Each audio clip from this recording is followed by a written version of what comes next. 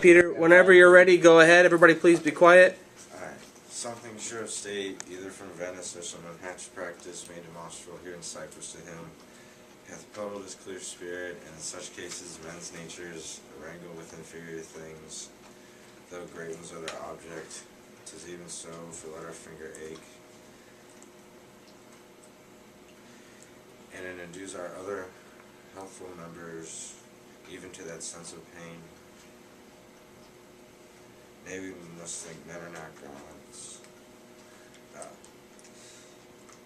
nor them look for such observances as to fit the bridal.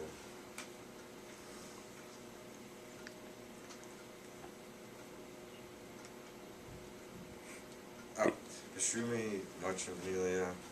I was. You got it.